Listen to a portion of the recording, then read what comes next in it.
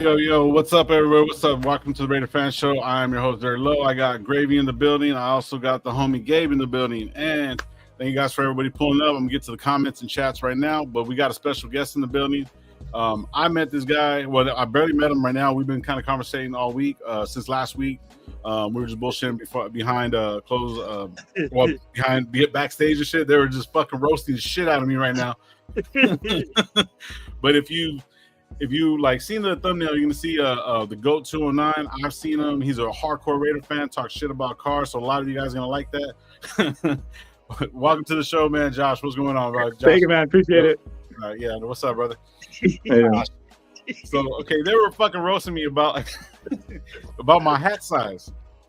Fucking Gravy was saying that, man, I see that's the type of shit that we need to have like on fucking live, bro. But yeah, anyway. Yeah, welcome, Josh. Welcome. Thank you. Nice to meet you guys. How you doing? Man, good to meet you, man. So I introduced Josh to the GOAT 209. That's why I found you on IG. Which name's Josh. You know.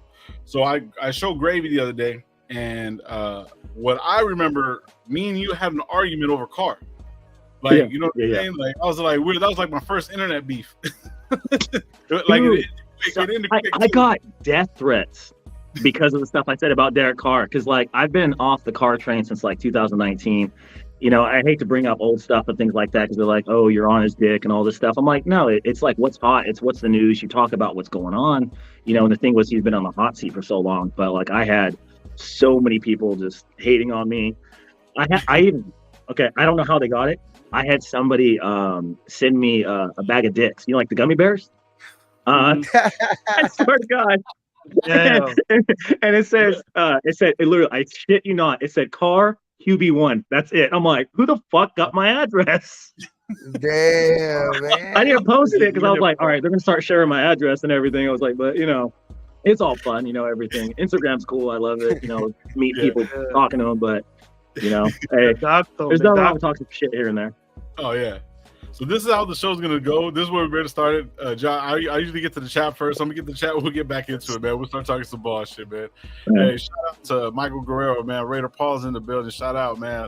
Much love, Gilbert. What's going on, brother? James Furpo, Raiders. Every single time I try to get to it. Michael Guerrero showing love. Raider Romero, what's going on? Raider Nation, Jason, salute, bro. How you doing, man? Hopefully you're having a good one. Raider Pete, what's going on, man? Let's get it. All right, who else is in the building? Sean Johnson's in the building. Sean Johnson is the official. I don't know. He's our chefter, bro. He gives us all the information. He always sends me every update, what's going on, breakdowns, and everything like that, man. He said Brandon Freetown there it is, right there. Yep. He will be returning to practice to the injury. I don't even know the extent of the injury, but we'll get into it right now. Terrence, what's going on, brother? Hopefully you're having a good one. That's my God right there. And yeah, just we got who else is in the building? Everyone just showing love to each other. Ray Love's in the building.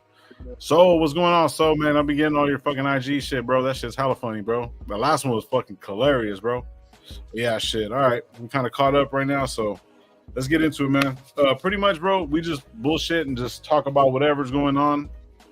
One of the things that made me laugh, and just as a recent, I was sharing it because I had Fitz on the show last week. And you guys were doing the I love penises on everybody. Oh yeah. I saw him in J-Lot, and I was like, hey, look what I got today. And he's like, what? And, you know, I just had surgery, so like I'm on disability and stuff. I tore my rotator cuff, so I'm in a sling like this. But like, hey, I got these I love penis stickers. So I got one good arm, and I'm slapping these on the back of people. And so like the first one he helped me out with, and then we just started filming everybody. And yeah, it was pretty funny. Nobody really got mad because I was like, you know, they're getting clowned on by a cripple, so like they're chill with it. But the only one that got mad was the Cowboys fan. That's it. Other than that, the Niners fans thought it was funny. Yeah, the Cowboys fan took it to heart. He was a little butthurt, gave me dirty looks and shit. Probably true. That was probably true, bro. It was probably true. He really liked what he had on his back. Another one that I seen you on, bro, that fucking cracked me up the fuck. It was you were going around giving people hugs. We had one like that. You were giving people hugs. I was like, and you're not a small guy, bro. Like he's a big, you know, he's a shit. He's like, oh, you want a hug? I'm like, all right. Yeah, like a couple dudes hugged me. That's the thing. By the end of the games, it depends if I have my kids or not. So when I have my kids, I'm sober. But like last week, I was 3 days out of surgery.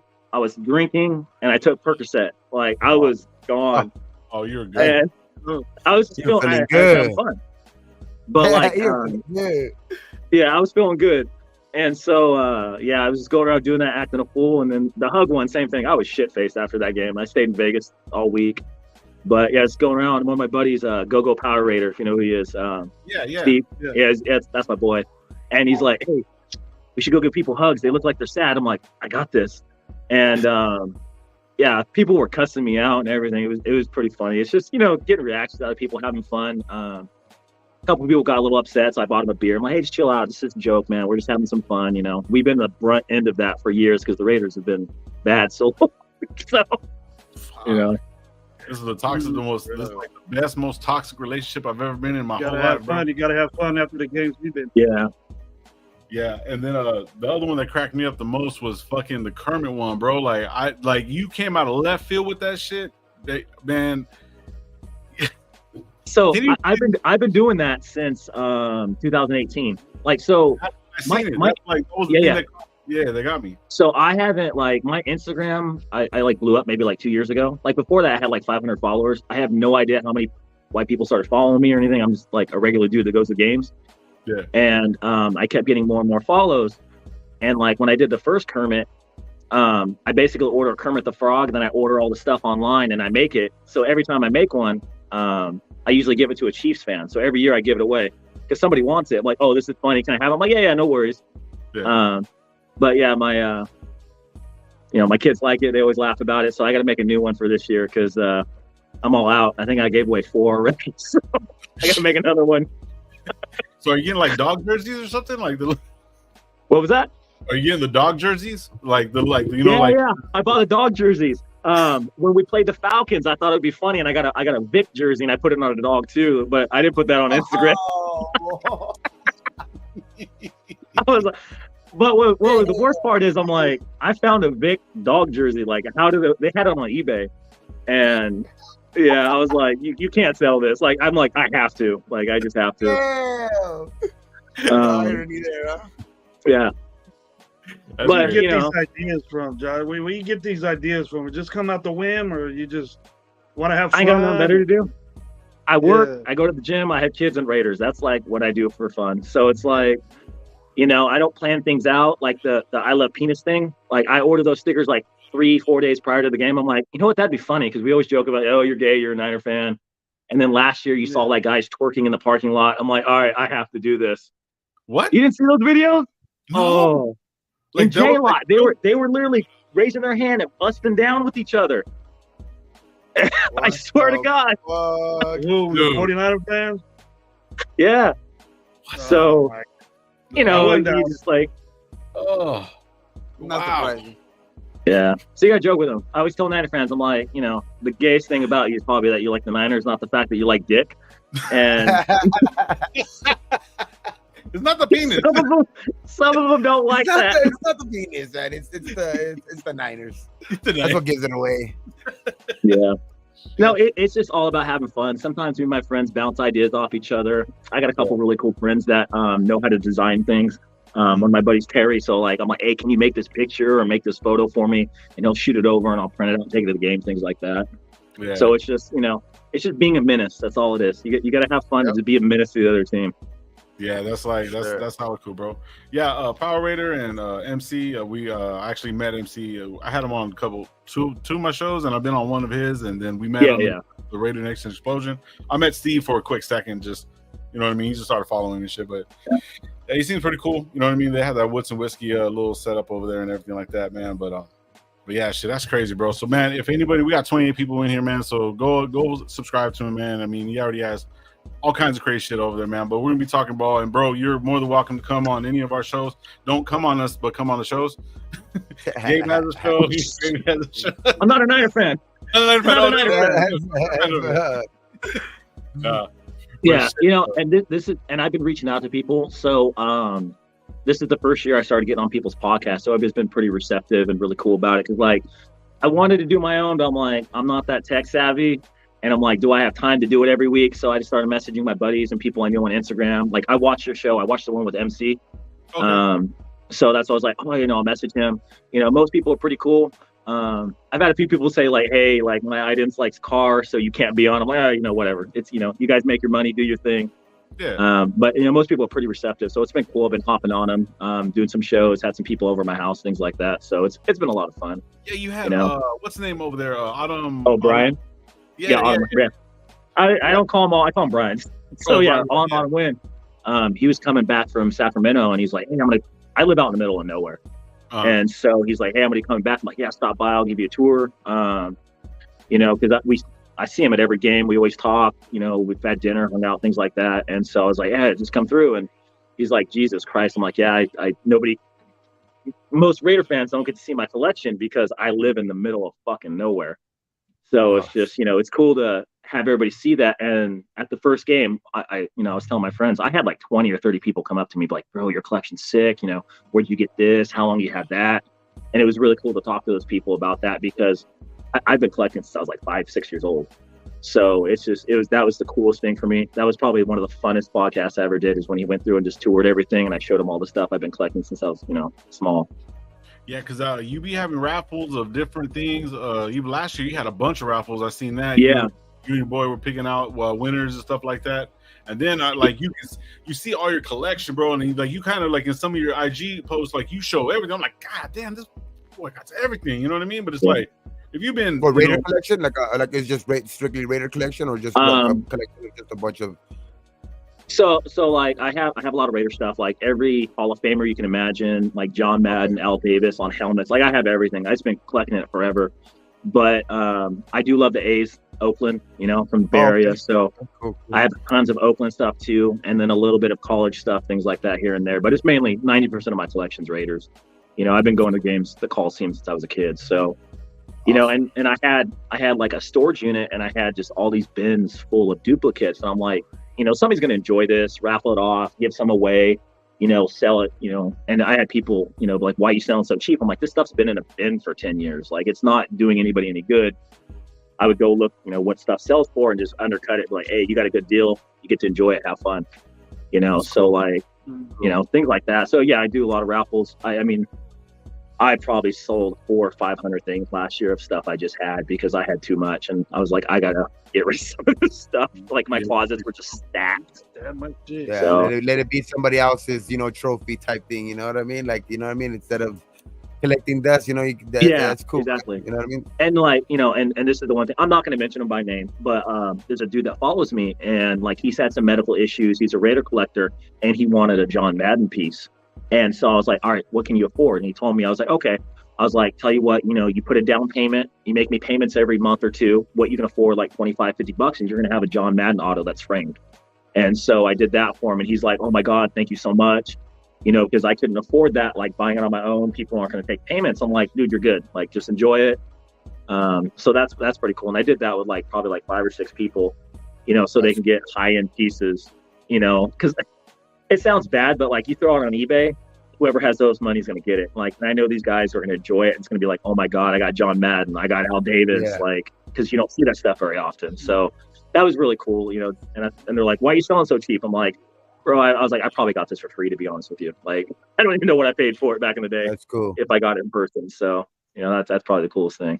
Yes, because those people will use it as a trophy. Like those people type of use it like as a conversation starter, and those people are gonna use that as a piece of when somebody comes over. Look at this, you know what I mean? Like, and other people, on eBay, will buy it for like just because they have the money. It's just something else to add to like maybe a room that they have. You know what I mean? So it's like. Oh, that's cool, man. That's real cool. Yeah. But like in the interview with Brian, I told him all but like 2 of my jerseys I got in person. I think I bought George Blonda and one more. Other than that, every single one I got in person, including OJ. So that was interesting, to say the least. OJ. Did you just have an OJ jersey with you? See, that's the. I'm gonna reach over my camera. Give me 1 second. Okay, go for it, brother. OJ. Wow, look at that, Gabe. Look at that, Gabe. Look at SC. Show it to me real quick. SC, man. That's Yeah. USC You right got his there. fingerprint Like, right there, probably. You got his fingerprint right there. You can put that No, with all them bloody fingerprints. So I met the guy, right? I met him in Jersey, and I tell people, they're like, how was it? And he wouldn't let me take any photos or anything, but he sat there and had a conversation with me, took time out of his day, asked where I was from, how I was doing, and then signed a couple things for me. Mm-hmm. Nice guy, believe it or not, but he still killed people. Like I don't know, like he did it. He's nice enough to almost cut the heads off 2 people. Tell you that. But I tell that story all the time because I have 2 OJ autographs just chilling out here because I'm like, oh, it's something interesting to have. And people are like, where'd you get him? I'm like, oh, I met him in Jersey. And they're like, what? I'm like, yeah, at a hotel. I saw him. Yeah, super chill, nice guy, very charismatic. Like he would lean in, shook my hand, like one-on-one, like, hey, how you doing? How's your day going? Oh, where you from? Hey, thanks for supporting me. All that kind of stuff. Like you're just like, you were drawn to him. And at the same time, I'm like, this dude kill people. You just get the chills. I'm like, ugh. Basically, yeah. I'm impressed. I'm impressed, Josh, with your shoe game you have, bro. I've seen that I'm sure it's various type of shoes you got, but I just tell people, there, man. You had that custom made or the shelves? Just in the room? Yeah, the shelves and all that. Oh no! I just put those up. No, I didn't custom made them. I got them at Home Depot. That's like my other passion is like I'm a sneakerhead. Love shoes. I have just a ridiculous amount of pair. I'm that guy waiting outside to get them. And I just tell people, I'm like, it's cheaper than drugs and strippers. Regardless of how much money I spend, it's cheaper. It's getting close. It's getting close now. It's getting close now, but it's still a little bit cheaper. Bro, I just spent $300 on some fucking Force. Like, you know what I mean? Which one'd you get?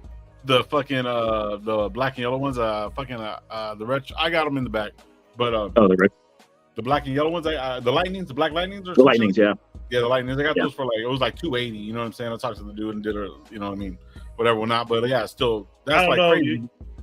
I was buying Force for like bro, like $80 back in the days, bro. That's crazy. I don't know if you want to. I get mad. Anybody, when it comes to shoes, I get mad. Like, cause like growing up, remember how Dunks were cheap? Like Dunks were the poor people's Jordan, and now they're like double the price. It just pisses me off. So I'm just like, get a nice pair of Dunks, you're like $400 or $500. I'm like, nah, I'm not paying that. Like, miss me. I'll buy the cheap ones. I'll buy the repeats. Yeah. You get different shoes besides Jordans? Besides honestly, neon green is my color. So if something comes out in neon green, whether it's Kyrie's, Paul George's, LeBron's, I try to get it. And then so you have to have the black. Grinches, right? Yeah, I have an actual original pair of Kobe Grinches in there too, that I bought before he passed away. I wear them once a year on Christmas to like my family functions, and that's it. They're worth man. That's a good pair to have. Yeah, but like, mostly I buy shoes based off, can I wear these to Raider games? That's just like, are they black? Are they silver? I'm like, you know what? They have powder blue in there. I'm like, that's Charger color. No, go away. Yep. That's exactly how I do the same shit. That's why I use the shadows. Every time I go to a Raider game, it's the shadows. Mm-hmm. One. Yeah. I love the shadows. I think this year, I got a set of all suede, all gray, high top mid ones, mid dunks.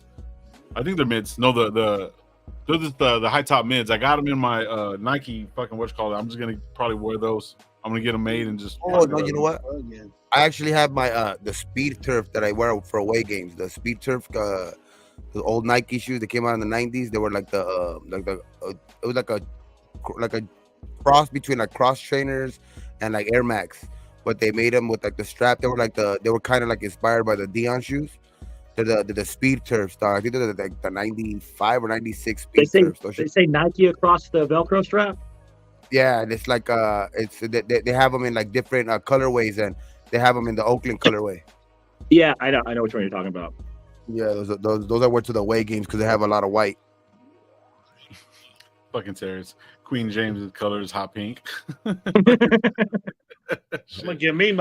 gonna roll up to that game with some Cortezes on game. Easy killer. I'm too white to wear Cortezes, man. Hey, Do that. but see, you got to wear the high socks though. You can't wear the knees. You got to come to the knee, bro. They got Miklos over there. They got a bunch of Miklos over there. I have some comfortable ass shoes. Yeah. You guys planning any away games this year?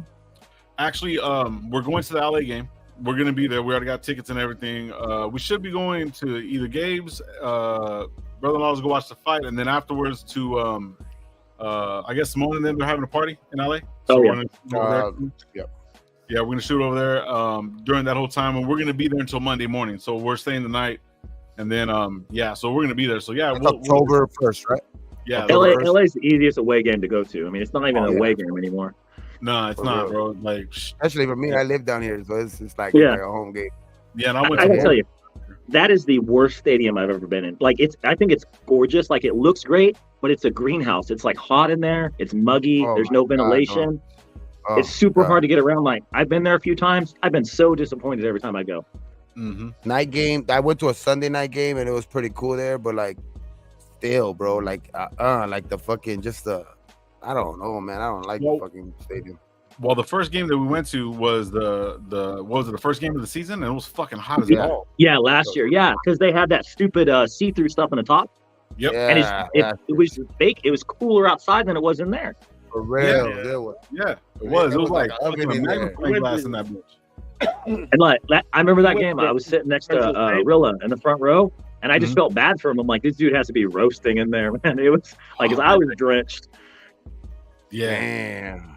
And then our seats were because I just got to seat the tickets the last minute, right? So I said fuck it, and then I didn't realize what the stadium looked like, and we're all of us, me, Gabe, Dirty, and who else was with us? Oh, your brother, brother-in-law, my nephew, my brother-in-law. We were all in the sun part. We're all on the back side. Oh yeah, bro. And with that, we were just fucking roasting, bro. I had to get under the thing, and plus we're getting our ass whipped. I was pissed off. But yeah. Yeah, I went to Tennessee last year. And then the year before that, I went to Pittsburgh. This year, my family is going to Chicago for sure, but I'm still thinking of like that's still gonna be iffy for me. Like it's gonna be a last second type of shit if I do go to that one. But for sure, go to the LA game. But if I do go on the away game, it's gonna be the Chicago game. See Soldier Field. You know, I'm going to Chicago because I've never been there. Okay. I am going to New York. I'm going to New York for one reason only. I'm putting a Bills fan through a table. That's it. That's why I want to go there. All right. Like I showed my son the videos. My son's 6, and he goes to games with me all the time.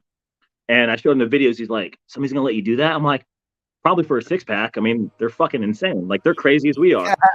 They're fucking insane. And he's like, explain that. Throw them in a table. Like they let you throw you on a table. Yeah, so like that they have different ways they do it. Like they'll do the Bills Mafia. I've seen them light the tables on fire and put people through them. I've seen them take people and like power bombing them from trucks.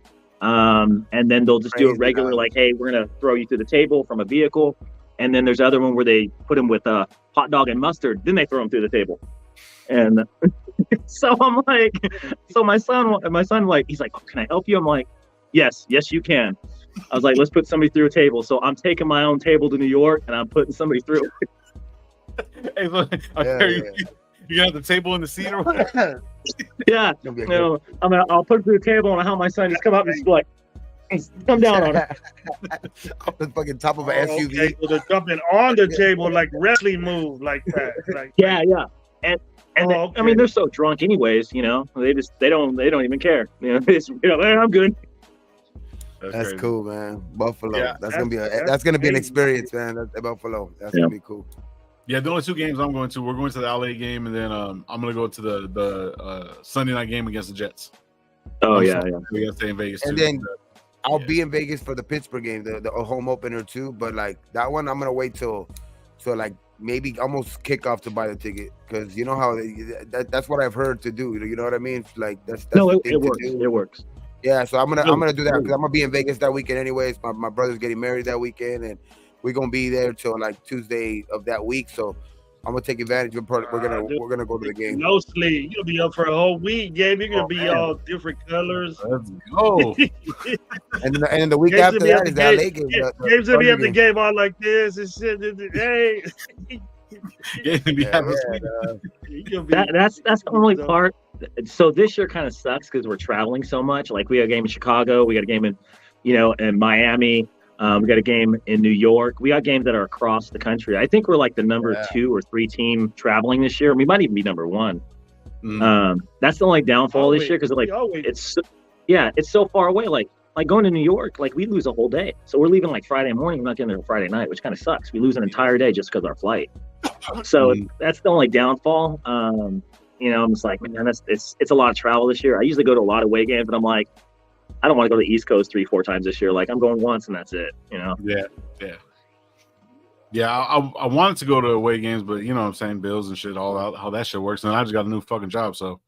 But yeah, Nice. but yeah, nah, not nice. No, actually, it is. I get paid good to do nothing. So yeah, it's just I just sit there and just But anyways, he's used to that. He's used to that. Oh yeah, this is the first year I ever, because I was talking to Fitz last year. He's like, bro, you got followers, monetize your Instagram. I'm like, what the fuck is that? And he like showed me. And so like last year was the first year I've ever made money on Instagram, and it's just deposits in my account every month. And I'm like, this is cool. So I was like, I took that money and I was like, I got like patches for some kids, got stickers for them and stuff like that. I had some T-shirts made and I gave them away. I tell people, I'm like, whatever I make off Instagram, like, I mean, it's cool. I'm like, hey, this is awesome, So like, I donated some stuff to some charities and things like that. But it's cool to do stuff like this and get recognition and get paid for. I'm like, dude, I'm getting money for doing stuff that I would just do anyways. It's like that I like to do. So that's pretty cool. And I see people, I'm like, I talk to some, of the higher people, and they're like, yeah, we make this much. I'm like, dude, that's nuts. Like you get paid just this bullshit. I'm like, that is cool. Like it's just an awesome thing to do stuff like this. Oh yeah. I mean, like when we started, like obviously, like I want to get 1,000, but bro, like it's a grind, bro. But like a lot of these guys that you see, they fucking every day or something. Yeah. It takes a long time to get there, bro. But like shit, I'm good with it now. Like be honest with you, like I was even telling these guys, like I just want to go to games and feel comfortable. So I want to be able to know people and stuff like that. And that was pretty much for me. So like games in LA, you know what I'm saying? So now it's like boom, boom. You know what I mean? It's just like all works because most of the time when I was watching the game, it would be like with family. You know what I mean? My family doesn't want to go to the game. Mom's older or pops is older. You know what I'm saying? So it's like it's just me. And then my daughter doesn't want to go to no games and shit. So it's like, all right, go stay with your mom. So I'm out. So that's pretty much like kind of the way it is. So like now we just kind of got into this and it's just kind of just going where it's going. It's like then you start seeing people like you and then like everybody else trying to do the thing. It's pretty dope, bro. It's like I kind of enjoy this shit, man. Hopefully, it'll get where it's gonna get when it gets there. You know what I'm saying? Yeah. So man, let's talk about ball. We're just getting to know each other. So shit. Let's go. What do you think, bro? What do you think? I mean, the elephant in the room is Jacobs. I mean, that's the elephant. That's the big thing right now. And you see the reporters commenting, oh, he's coming back, and he's like, I never said that. That's the one thing about Jacobs. That dude sends cryptic ass messages all the time. For real, bro. You have no idea what he's saying, and then he's rude to Raider fans too. Like he don't give a fuck. I think it's funny. I'm like, he just claps back. I'm like, that's a grown ass man that's top of his game, making millions of dollars. He don't give a fuck about what you say. Yeah. But that's the elephant in the room for him to get him back or not. So what do you think? I mean, me personally, I thought he was okay. Last year, no bullshit. Gravy can fucking contest for it. I knew that they were going to tag his ass. Oh yeah, just because of what he was doing and the way it was looking and financially. I never really got into like just as the last couple of years. I've been kind of getting into the whole numbers thing. I was like, they're going to have to franchise tag him. That's why they didn't give him a 5th-year option. This is the thing. Running back is a dying position. That whole like with Gruden, that 3 yards in a cloud of dust, like Harbaugh, the Michigan, I'm going to run it down your fucking mouth. Those days are gone. They're gone. It's a pass-happy league now. The running backs have to be versatile. They take damage. You get a 270-pound man hitting you in the mouth every day. Like, you don't last very long. And so, I was talking to the people. I was like, running backs produce from 23 to 28. You got about a 4 to 5 year window, and you're toast. So Jacobs is 25. He has 2 years left, maybe 3, and then he's going to tank. And that's just the way it works now. Unless you're one of the best running backs ever, like Peterson or somebody like that. But like that was years ago. It's a different game now. It's a little bit more physical than it used to be. So paying a running back $15 million a year, You know, look what happened with Zeke. Look, Henry's at the end of his career. He's probably toast another year or two. You know, they're just not going to throw $10-15 million at a running back anymore. And I want to say the rumor was they offered him 12, and he would have been the second paid highest running back in the NFL next to Derrick Henry, whose contract was old and backloaded. So he would have been effectively the highest paid running back in the league, and he said no. So it's like they probably didn't guarantee the money or something like that, is what I'm assuming. Yeah, pretty much. Gave him the year. That's what I think. Josh, was that it was the years. Last night I had a conversation with my buddy. I'm not gonna let a lot out because he's gonna be on a show, but he says that in a nutshell is that running backs is a dying position, like you said, like you mentioned, and that the running back position being it's exactly the years that you 2 to 3 year window, 4 year window where they're going to blossom and then they're going to produce for their team. So they want to be stable for the rest of their lives on just 4 years of working. And yeah, that's why they get so upset with that tag, is because, okay, you're going to do, but what he told me about the organizations, what they say, okay, we're going to pay you $15 million. We're going to use the shit out of you.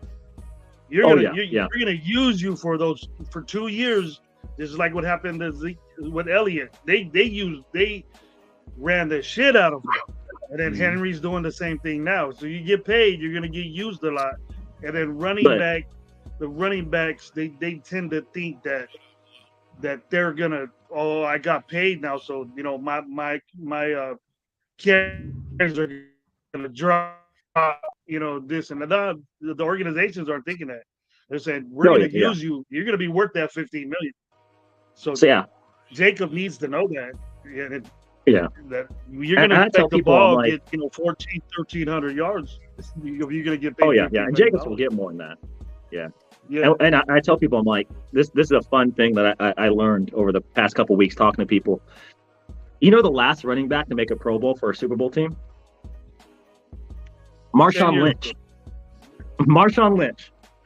And so, like, if you look at the past couple of years, if you look at think about that. 2013 was the last Pro Bowl running back for a winning team. So it's been dying, and now it's finally like, hey, we're shooting a horse now. So, you know, you see people like Zeke made like fucking $15-16 million last year. And I think, so there's like Jacobs, Pollard, and Saquon all got franchise tags, so they get like 10.1, 10.2. Yeah. And then if you look at like the top running backs from last year, so it was like Dalvin Cook didn't have a contract, Saquon didn't have a contract, Henry's not going to have a contract, Jacobs doesn't have a contract. Like, they're not paying these running backs anymore because they know, like, hey, once they're 3-4 years in, we're fucked, and their legs are going to be gone, they're going to get hurt. You know, look at Gurley, you know, things like that. And like I tell people, you know, you look at Cook. Cook is the perfect example. He's not as good as Jacobs. Like, don't fucking say that he is. He's not. But the thing is, Cook got what, $9 million for a 1-year deal, and he was a top 5 running back last year. Yep. That's it. You know, and because they realize his value's not there, because a great day for a running back is 20 carries, 90 yards. A shitty day for a quarterback is 280. You know, a touchdown or two. Like, that's how big the difference is now. You don't have guys running all over the field anymore, you know? So it's just, I hope he comes back. You know, our offense is going to be bad if he doesn't. I don't know how good the running back by committee is going to be with us. We got unproven guys. You know, if he comes back, I think we'll be a ball control team, and I hope he does, just out of his sake. But, you know, I don't see him sitting out for a year. I just don't. It's a stupid career decision. You saw it with Bell when he did it and he lost and he tanked with the Jets. You know, you see all these running backs hold out and they get less money when they try to hold out than they did because the market collapses. And that's exactly what happened with Jacobs. Like, the market just collapsed underneath him. Saquon signed, Pollard signed, and Cook signed, all for less money than he was getting offered. And now he's stuck in a hard place, and he's probably going to have to take the original offer. But it's like, is he going to let his ego get the best of him, or is he going to sign the 1-year deal and take it? For me, bro, like, to be honest, like, signed it a long time ago. Yeah, he should have signed it a long time ago, because if they would have picked up the 5th-year option, he would only got an $8 million. You know what I mean? And then, Yeah. you know what I mean? So now he gets this, and then he can probably like work it out, and he could still even get a contract extension for the next 2 years because it'll be his 30 year, so it'll be a total of a 3-year contract and get a little bit more guaranteed. You know what I'm saying? So it's like, it would have been smarter for him to do that, but he kind of tested the water and it was bad. You know what I mean? It was kind of like the whole Bradford shit, you know, back in the day. You know, how they got all that money and then they stopped that shit. Now it's kind of like getting back to it, but the way you put it, like you know, Josh Jacobs was like 49% of the offense last year, right? So obviously he was the offense in a sense. You know what I mean? It was either that or deep balls. Pretty much that was it, because you know Derek didn't do nothing in the red zone. So that's where Josh Jacobs kind of pretty much got his money at. But if you look at it, when you said that, like, okay, like, well, bad quarterbacks having 280 yards, you know what I mean, compared to that, you know, and then you see the price difference, and that, I never really thought about it like that numbers wise, but that's a good like way to look at it, because you know what I mean. So these guys are put, like, even a receiver gets 8 catches, 100 and something yards. You know what I mean? Just because you have the ball more in your hand, and you're not getting more yards. That's not it's not the game's fault. Well, you know? and look at the teams, like the top rushers from last year. You know, the top rushers from last year, like what, 4 out of 6 were all on losing teams. You know, that doesn't win anymore. I tell people that, and I'm like, that's where I take the emotion out, where I'm saying, I love Jacobs. I'm like, I love the way he plays. I love his work ethic. He's a baller. He's one of the best players we've homegrown since Mac. And, you know, it's just, but the money values just might not be there. And you see the Patriots way, how they're doing things now, they're cutthroat with their business decisions. Mm-hmm. But see, it's crazy for them to be cutthroat with it. Well, you look at the Super Bowl over here. In a sense, they brought that business sense. They brought Ziegler style. See, I don't want to like, okay, like coaching wise and everything, Belichick's on a different level, right? You know what I'm saying? But, yeah. But like, as far as the business wise is concerned and the mentality that they're coming with, that's Ziegler. That's not. Yeah. That wasn't Kraft. That wasn't Belichick. Belichick said, "Give me the best players for the whatever." That's all he wanted, was the best players. So his scouting team and all that stuff, and they worked all the numbers. Look at what they did this year with all the numbers. On the books, bro. Like, you know, they did a lot of work, and people are just on the Patriot way. No, it's they hated that. Fuck the Patriots. Oh my god, bro.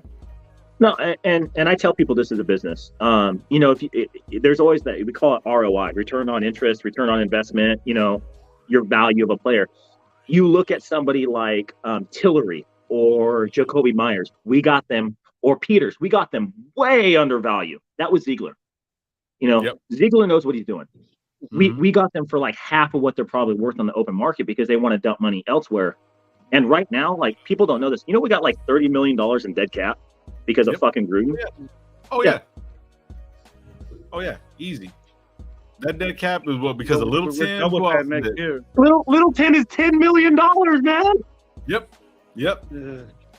We're done with that next year. Leatherwood. We still owe Leatherwood. We still owe a bunch of players.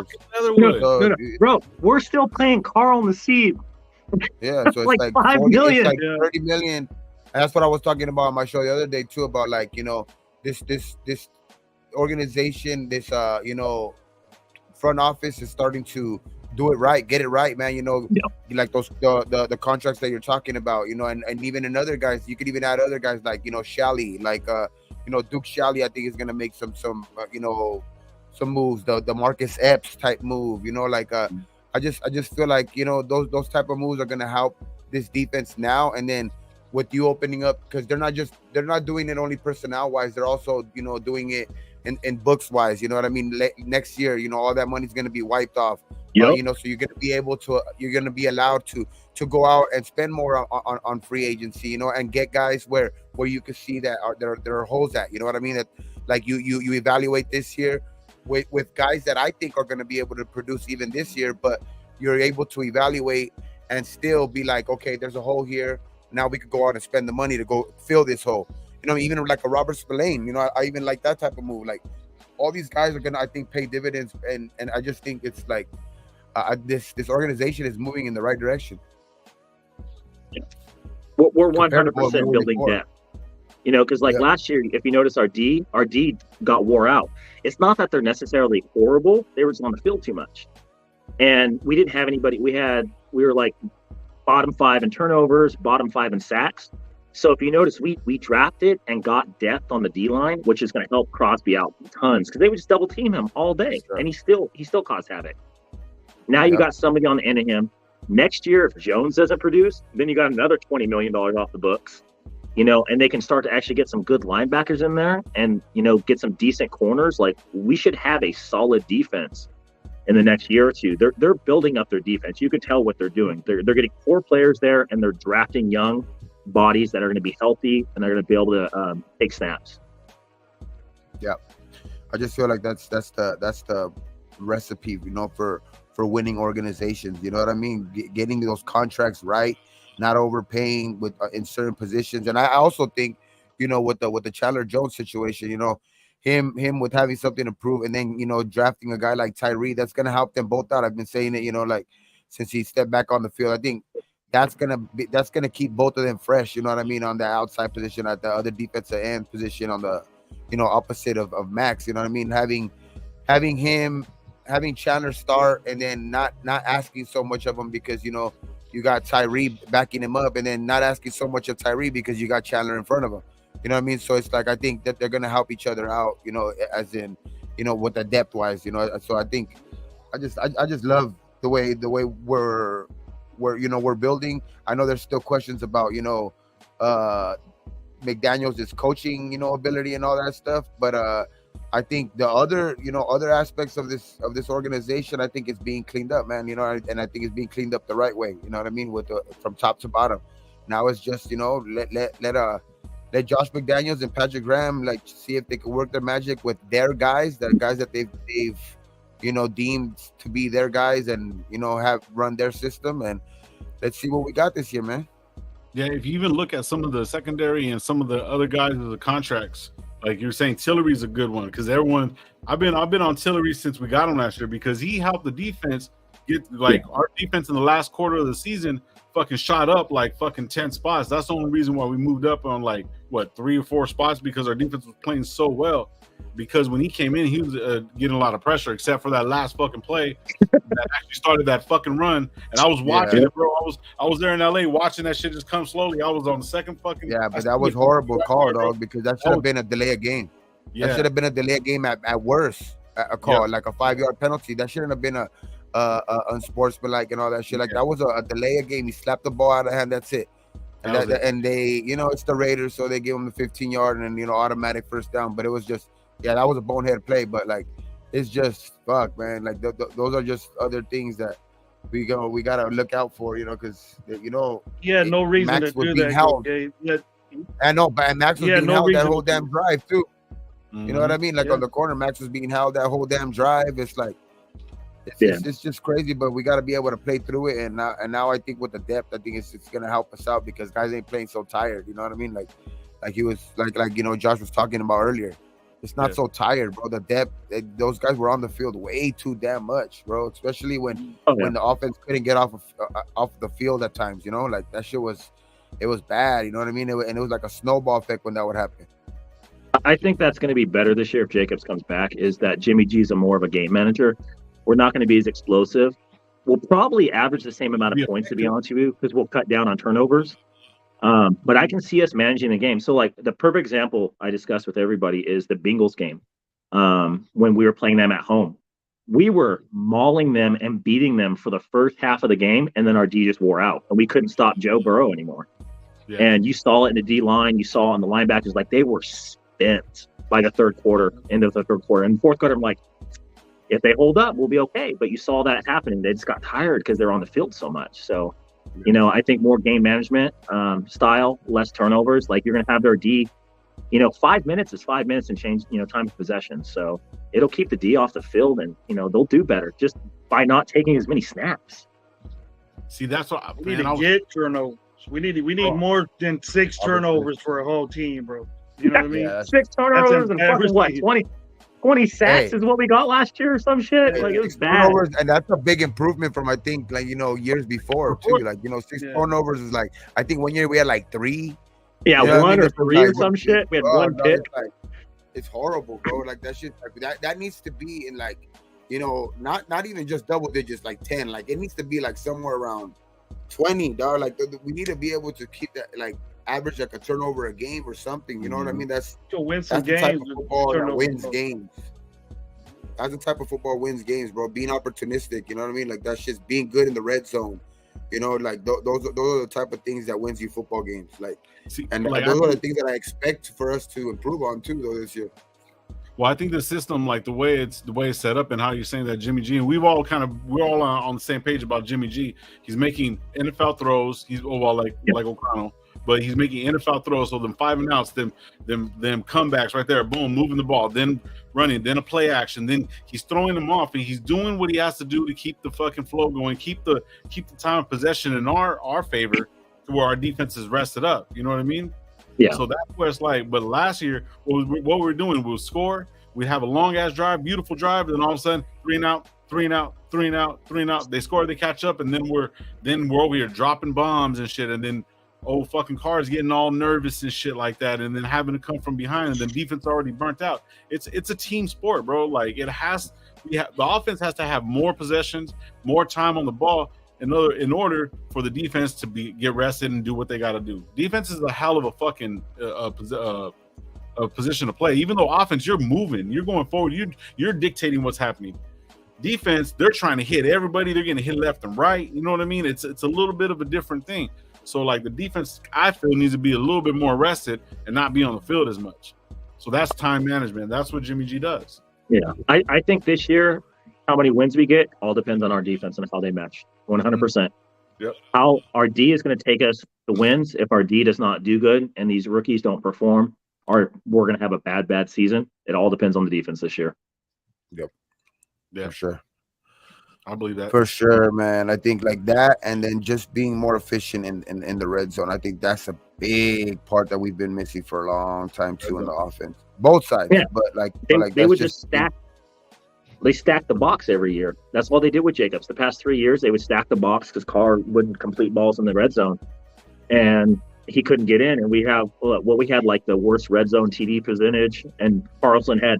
I mean, thank God we had a good kicker, you know. But we were taking field goals from the 3, 4, 5 yard line when that's not supposed to happen. That's an 80% touchdown ratio that you should have, and ours was like 50.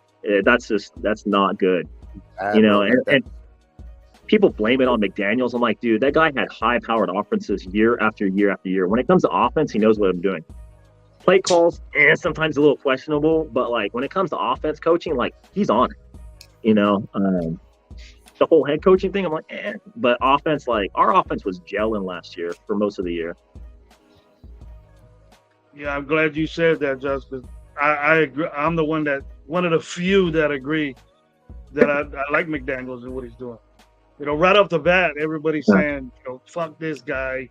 He doesn't know what he's doing. They go back, 12 years ago when he was at Denver. You know, that's irrelevant right now. You know, his first year, people want to get rid of him. Typical, fans that are pissed off that love Gruden or Bisaccia or something like, just think we wouldn't be close to this team right now that we have Bisaccia out there. You still would have had Mayock doing his stupid shit, or maybe another GM, but I don't know. He probably would have stuck around. And Mayock was a problem getting those sorry contracts that we're still paying for. He's the reason why we're doing this. Him and Gruden is the reason why we're still paying these guys, and they're on 2 or 3 different teams already.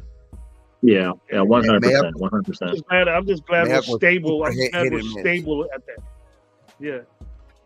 Mayock and Gruden were like hit and miss in the draft.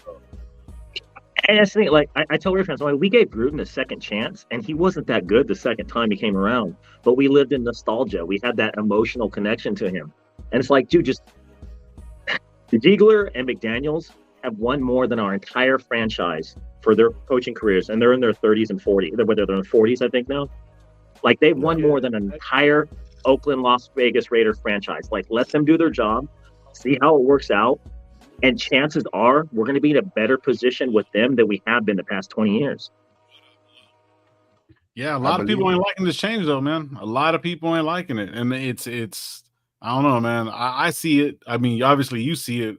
We've been going back and forth with it for a long time. The only thing that I say about Josh McDaniels, I swear to God, he's locked me up before. But he just looks like a cop to me. It's just the haircut and everything like that. So it's like kind of that's only. I'm not that big of a criminal, bro. Ziegler reminds me of like the fucking frat boy, like that's doing cake stands and trying to just fuck bitches. Like that's what that dude reminds me of. Hey, you see him in the he looks like a guy you would throw on a table. Huh? He looks like a guy you would throw on a table. He looks like he goes out with Jimmy G in the nighttime, in the evening time. They go out together and shit. You know? Yeah, they go out together and then they turn around. Meet me in the bathroom. I mean, on the good news, we got Jimmy G. I did get to name my fantasy team Jimmy G's escort service, so I was happy about that.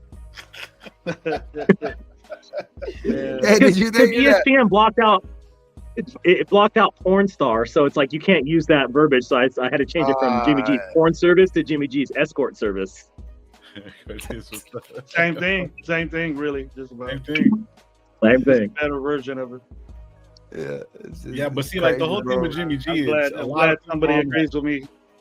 I'm glad somebody agrees with me finally. Hey, did you hear about that story? I don't know if it's true, how true it is or not, but when he supposedly walked into the DB room and naked and said, "I thought this was the fucking Bunny Ranch because there's a bunch of bitches." Because this room was a bunch of bitches.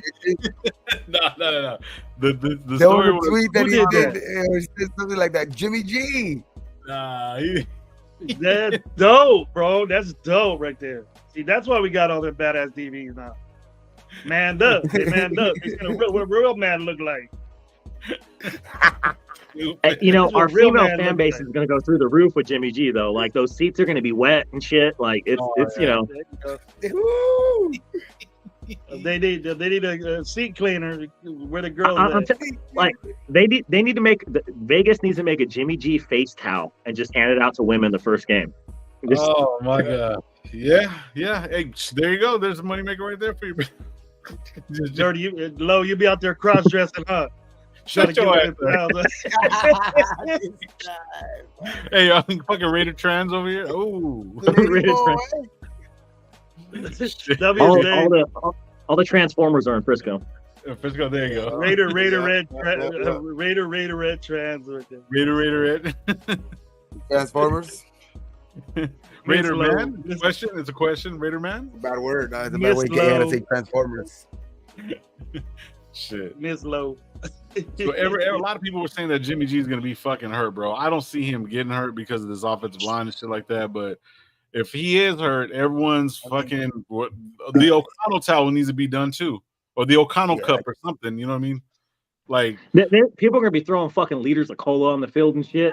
Like, I didn't see that fucking happening. Yeah, this line, our last year's line was most definitely better than San Francisco. So, and we seen how San Francisco hated our line last year, man. Our line was good. Like, top 10. 4 quarterbacks better on that offensive line. Exactly. Thank you, Gabe. Top 10, and I tell people that, and they would get all pissy. The only problem I had with the line is Illuminor with the penalties. That's the only thing I talk about. But the thing is, he was a late pickup in the offseason, and it was a fringe starter, and he got coached up, and he's probably going to be better this year. Like, we're going to have a top 5 to 10 line on run and pass this year. Watch, because he is the one that opened up that fucking gaping hole on that fucking game touchdown, like the game-winning touchdown against Seattle. You know what I mean? And that game-winning touchdown against Seattle, he's the one that fucking pancaked that dude and just opened that shit up. Like a fucking a truck could have drove through their shit. You know what I mean? It's just so he had a lot of good moments. It's just that sometimes he would stall drives, and sometimes that would happen when like we would kind of be needing to sustain a drive. You know what I mean? Like like when we were like going a little bit in that snowball type effect. Like in the second half of games, and that's what kind of, if he could clean that shit up, this line could be top 5. Shit, I'm thinking. Oh yeah. Oh yeah, but Gate, Andre and then Colton. Yeah, Andre and Colton are top 5 position players. Like they're freaking awesome.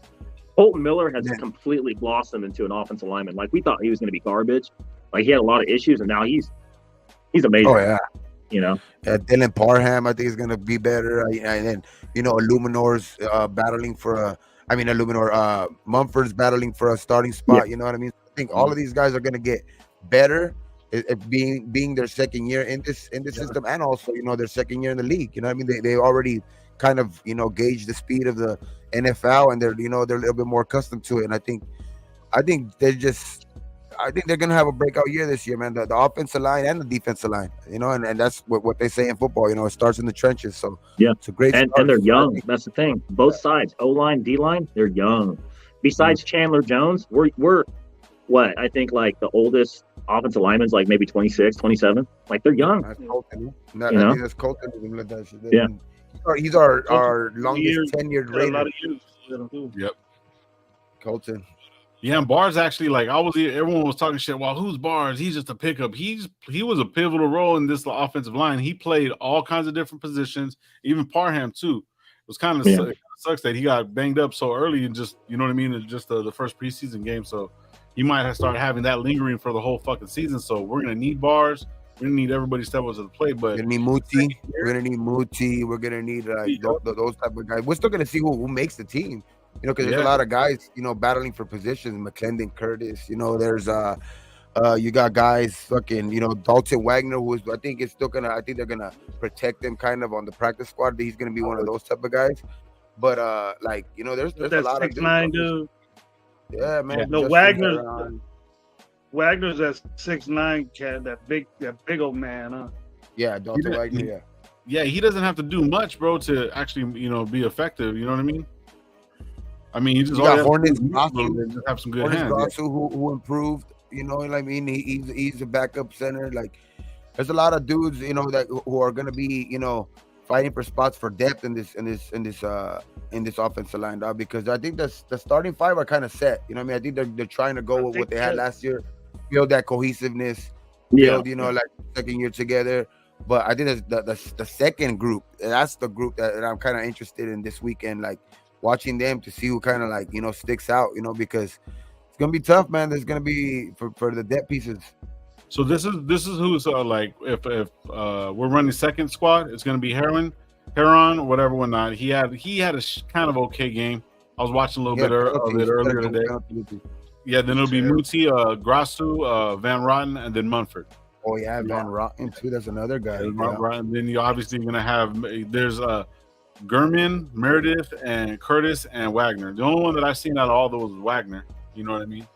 So McClendon Curtis, I've heard from the joint practices that he's kind of like he's been like kind of stepping it up in those joint practices. So McClendon Curtis, that's the only reason I even know kind of that name. You know what I mean? So like because of the stuff that you hear in the little the tweets from like fucking like the Raiders, the beat writers and stuff like that. So.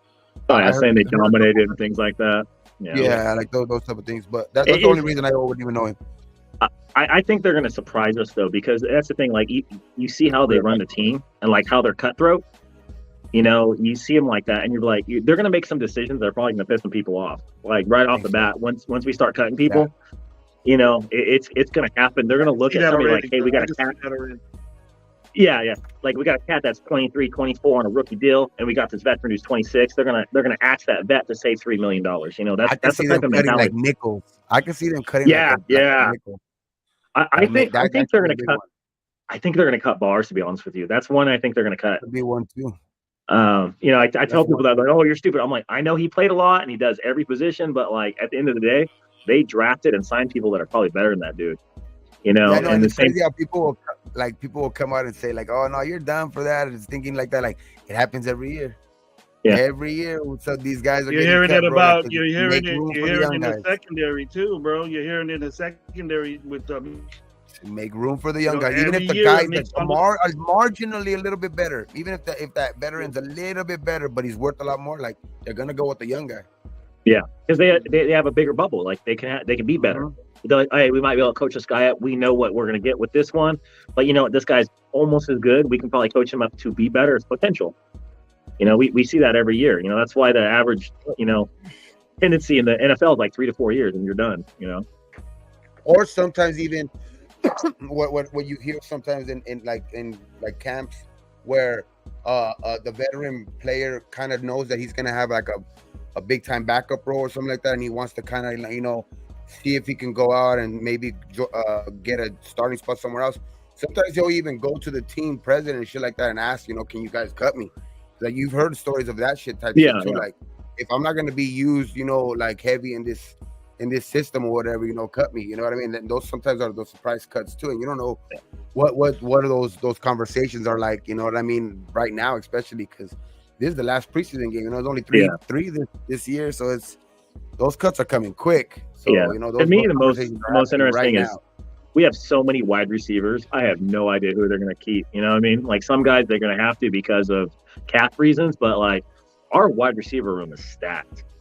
We have so many young players. We have so many, good players, and they're like 25, 26. And we got the Hunter situation. So it's like I'm like, man, who are they going to cut? Like to me, like I think they're going to cut Dorsett. Like I think he's gone. Because we literally we drafted a rookie that's the exact same guy as him and faster and younger. We got the guy that's just what's his name? McKee? Is it McKee? I can't remember off the top of my head. Wilkerson. Oh, Wilkerson. He's number 2. He's number 2 behind Adams right now in the but that part, but that's what I think. That's where kind of like what that earlier thing, like those are the surprise cuts, because it could be that could be a thing too. Like if they do decide to go with the younger, Wilkerson instead of a veteran like Dorsett. You know what I mean? Like if they're marginally almost the same, they might go with Wilkerson. You know what I mean? No, I was thinking Trey Tucker. That's who it was. I couldn't remember off the top of my head. The dude from Cincinnati. Tucker, I think he's as in the depth chart. I think those are the first 6 guys. Trey Tucker is in there. Dorsett's in there. Yeah. And then who else was in there? DeAndre Carter. Carter was in there. And then you got and then between the other 3 guys is Wilkerson, Cam Sims, and then Keelan Cole. So I think they're gonna go with 6 receivers maybe, but I think like the other 3 spots, those are the ones that are like up for grabs. I think if any, and you gotta look at like who's gonna play special teams. And I looked in my head, I'm like, Dorsett doesn't play special teams. Carter. Carter. Carter did. Carter and Tucker might play special teams. That's what I'm saying. Yeah, Tucker, I can see them putting Tucker as a returner because how fast he is. That he's one of those old school picks. Like he's a little undersized. He's like 5'9", 5'10", like a $180, $190, but he's fast as hell. He's a 4.4 guy. Yeah. So I saw him and I'm like, I know DeAndre Carter led the league last year in punt return yardage. So like I might use him a lot. So that's a good thing because now you can keep fucking Renfro off the field there. And that's oh my God, man. Oh, that's I could never. That's the thing. I root for him so much. I'm like, man, I love Hunter. Like, he looks like the dad that grills on the weekend, but he just balls out. Like I remember I saw him somewhere like out in public, and the dude was wearing like chino shorts with like a wrinkly polo. I'm like, I like this guy. And I seen him coming into the game last year against the fucking. He was driving in with a car. And they were trying to get into the traffic, and they're like, "Hey, can you guys let us in?" And we're like, "Oh shit, it's fucking Carr and fucking Renfro." Yeah, and we let him in and shit. Like that was pretty cool. But and that goes back to what we're talking about, like the efficiency of the cap. You have somebody like Hunter Renfro who's making $12 million a year versus somebody like Jacoby who's making like 4 or 5. And they're the same player. I think Hunter's better. Like, don't get me wrong, but the thing is, it's $4 million or $5 million versus $10 to $12 million. Who do you think they're going to choose for a minimal increase of productivity? And it sucks because we get attached. That's where you get emotionally get attached to players like that. Mm-hmm. So I thought he was going to be gone. I'm glad he's still there because you put him, Jacoby, and Hunter. Adams, Jacoby, and Hunter 3. That's one of the best cores in the game. Oh, those are route runners. Those dudes can route you up. Man, you know what I mean? Like either one of those guys, you know what I mean? I think that's the advantage we're gonna have, and that's the strength of Jimmy G too. Like, okay, he don't the deep ball maybe not there, like like people might want it, but he got the weapons though that he don't need to go deep all the time because he's gonna have guys open almost on every play. Yeah. Oh yeah. Those guys are gonna be routing up people up. So it's like I think it's just fun. Like we were saying the other day, like death by 1,000 knives, dog. It's just a different. More efficient type of offense, you know what I mean? It's just, we don't. I think people are in love. Some people especially Raider fans, especially older Raider fans. OG, man, come on, man, you gotta come around. They're in love with the long ball still. You know what I mean? They're still in love with that old Raider mystique type 70s football where we still need that long ball. You know what I mean? But it's like, it's just different, man. It's different.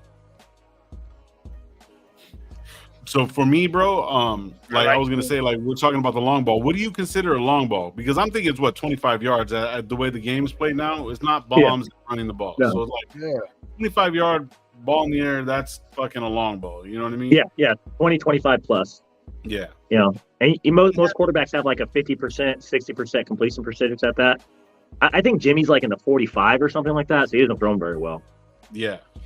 But I mean, for him, like say, like, you know, when we had Carr, pretty much this way, like the way I really looked at it, like just looking at it, like in the last couple of weeks and stuff like that, and really just assessing the whole thing. You know what I mean? You just build shit in your head because you like the guy and whatever or not. But when you really look at it, yes, he used to be the biggest deep ball thrower because that's all he did. He wouldn't check down. He would look for the long ball and be like, he'd be standing in the back there for 5-6 seconds.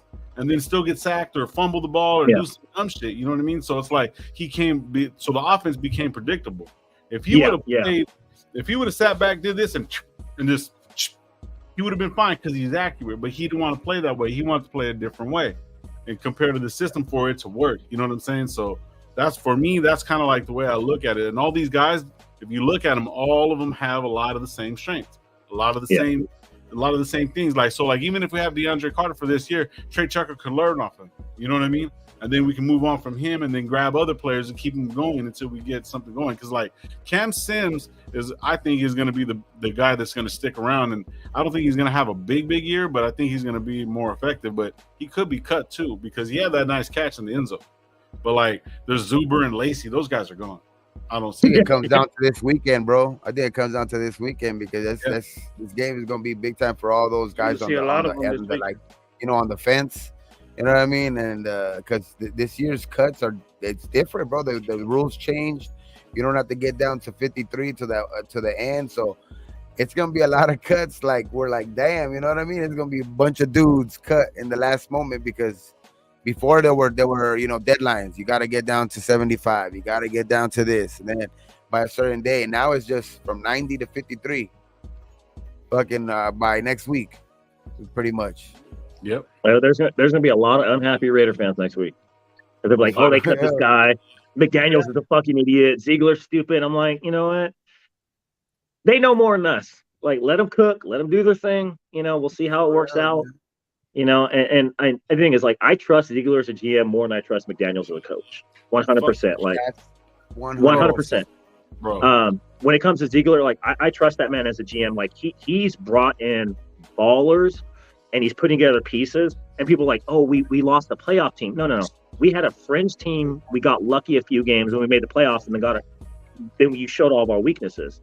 You know, he's building his own team, and he's having McDaniels coach them, who's learning how to coach on the job because it's been, 9 years since he coached in Denver? Mm-hmm. You know, so he's learning on the job, you know, and there's going to be bumps. There's going to be bad calls. There's going to be stupid, you know, time decisions.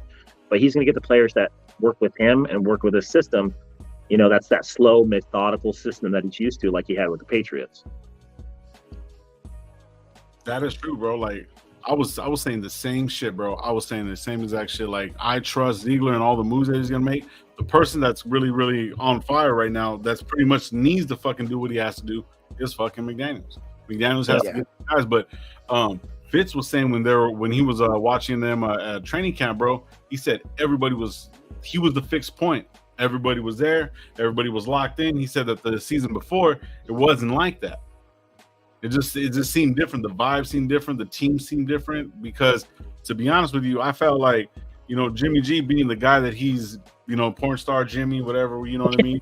You know, that him being him, that's Vegas. You know what I'm saying? And then Crosby becoming the guy that he's becoming, and the way you see him now, even when he was talking shit at the practice, he looked like he's a man on a mission. Like the chains are left off. Like, you just do what you got to do. And now he's the leader of the fucking team because, like he even said when Carr got traded, him and Carr were the first guys in the building. You know what I mean? Now he's not there. Now he's that guy. So it's like I think it's kind of getting around him. They're surrounding like the team and building him in like Max's image in a sense. You know what I mean? Yeah. Kind of like the way the Texans kind of did with JJ Watt in the sense like, oh, put everything behind him. But now we got this offense that's gonna fucking run because this offense is efficient. You just need to throw fucking good 70-yard passes. That's it, and you'll get somewhere. You know what I mean? Like I was even saying, like for the second team offensive line to run those kind of McDaniels trap plays. I don't know what the fuck he's doing, but it's like it's similar to a trap runs, and that's why Zamir is actually fucking doing what he's doing, getting those extra yards and stuff like that. He's not explosive. Oh, yeah, like they were Jake. opening some pretty big go holes. Yeah, they're opening some big. Yeah. I think it's more scheme than anything. People forget we had the number one. No, Jacobs is great, but people forget we had like the best run blocking last year. Like people forget that. Like we have big boys on our offensive line, like 300 plus across the table. Mm-hmm. You know, and our smallest guy is Parnham, and he's what 320. Like, but he's only like 6 foot tall. He's a little dude, but he's just huge and quick for offensive lineman. You know what I mean? He moves out there. I'm gonna move, man. Yeah, I like the Parnham pickup. Oh yeah. I you know, it's just we see these players and we're like, it just seems like we're like always we're a notch away from being great. And I think we're a couple players away from being an actual playoff team. Like not like, oh, are we gonna miss? Or are we gonna make? Like, is it up in the air? I think we're a linebacker and a corner away from making the playoffs on a consistent basis with what we have right now. Mm-hmm. Yeah. I think like right now. I think if you know shit goes our way, like you know we do click right away, and our defense does kind of step up. I think we could be there at the end. You know what I mean, with a chance to make it. But like you say, like if on a consistent basis we can get one of those lockdown corners, or one of those like just one of those old school type linebackers who couldn't but in the new school type way, you know what I mean, where he can cover type tight ends and shit. That's when we're for sure. Yeah, I think we're this and if you could take this defense into the top 10, I think we could, with the offense that we have, and I think with the with the future that I think we're gonna have ahead of us, I think we're gonna be able to become a perennial playoff team type shit. You know what I mean? But it's it's just Car Lover. I'm only talking about Cal, but deep Car Lover in the chat. We still got let it go, Diego. Let it go, Diego. Let it go. Super Bowl bound. Shout out to you. What's up, bro? No, and it's like I like to be realistic. I think our defense, if it's a 15 to 20 ranked defense, that's a huge improvement from last year. And then I can see them drafting it. Let's say we go close to 500. Yeah. Obviously, we're not going to get a top quarterback. We're not going to get Caleb Williams. I could see them drafting one of the top linebackers in the league, or one of the top quarterbacks, in the draft, and plugging that person in. And all of a sudden, hey, we'll have a 15th, 14th, 12th ranked defense. Like that's a huge improvement from 25. I can see them doing that route. And if you got that type of D and an efficient offense and the weapons we have, even if we have Jimmy G again next year, I think if they plug that in, like we're a 10 to 12 win team. Right now we're probably around a 500 or so. Shit, even Rich Gannon thinks so. Did you see I saw that. Yeah, he's like, you think we're a 12 win team? Like, that guy aged like milk, man. That dude looks old as shit. That gray hair, dog. Gray hair. I thought what the fuck is my grandpa doing on TV? Like, what's going on here?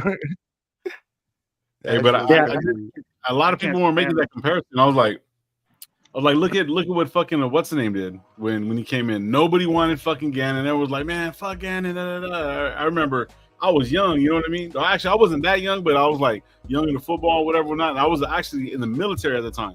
So like I went to boot camp and everything like that. So when he came and shit like that, everyone was talking shit. And then that's when we were winning. And you know what I mean? I was in Kentucky when Super Bowl was happening and shit. So it's like it's almost simply the same thing, because he was in the league for almost 12 years, an injury prone kind of guy, and then all of a sudden he came in. It was like 8 years deep, I think. And then he came in 9th, 10th year, started balling out. Then after that, after Saragusa got him, that was a wrap. Yeah, but he never had. It's because he never had Tim Brown and Jerry Rice as his fucking receivers. Yeah, exactly. Like the Niners' offense was good when Garoppolo was there, but he's never had weapons like this before. Period. 90% of the quarterbacks in the league don't have these weapons, don't have this line, and that's one of the things that always upsets me as a Raider fan. We rent quarterbacks. We never grow them. We rent them. We never try to draft. And besides Carr, we haven't drafted a first-round quarterback. God, what Jamarcus, and before that was Maranovich. 2 first-round quarterbacks in the past 30 years. That's it. You know, it's and the thing is, like, part of me is like, okay, if we trade up, or maybe if Jimmy G gets hurt, we see how O'Connell does, we might draft a top tier quarterback. But if we have a middle of the road season, I hope they bring everybody back, because that draft that next year could really change us, in that direction that we want to go to, where we can be highly competitive, because we got young, good players finally. I think so, man. I think even from last year, like the minimal, draft picks that we had, they still were on the field. They still were on the field last year. You know what I mean? Some of them were hurt, like a Neil Farrell, but like, like a Parham produced. You had Mumford, Mumford, who came in. He was his number 77. Reporting eligible. You know what I mean? Like every other play. You know what I mean? So it's like you had guys that produced. In the minimal, that they had. You know what I mean? The minimal amount of draft picks, and then this year, they went out and it just looks like all around the board. You know what I mean? The guys that they hit with the offense. You know what I mean? The Michael Mayers, the Trey Tuckers, you know what I mean? I think all those offensive guys are going to pay off. And then also the defense, man, Tyree, Jacorian, that shit, that's a name that hasn't been brought up a lot either. But I think that dude's going to be a beast, man. That dude, Jacorian Bennett looks good, man. And then you got Byron Young.